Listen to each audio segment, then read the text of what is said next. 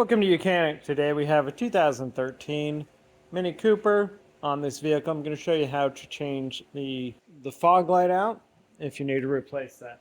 So the fog light right here, it's fairly easy replacement, and all you got to do is just be able to gain access right through here. And you kind of want to turn your steering wheel to the right or the left depending on which side you're working on. So coming over here on the right hand side, lower down we have the access panel. It's just a little screw cap that we can screw off, and then we have access to be able to reach the fog light. Also to note, same thing for the headlights, the high beam and low beam, and turn indicator light. You can gain access to all of those via here. But right in here for the fog light, we're just going to reach in, literally straight in, and then you can twist a little this here and remove it.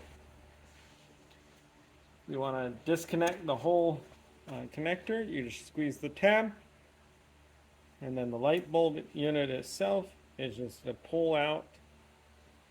And so you get a new one of these. This is a W5W. So it's a 5-watt little light bulb is what you need for it.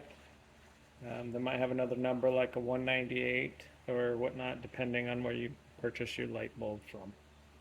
So then we just take our new light bulb and we're able to just press fit, lock it into place there, and then being able to reach in there, pushing this forward, we can now lock that into place and quarter turn to the right. Make sure we make our electric connection. There we go. And now lining up the tabs here, we can line them up, and then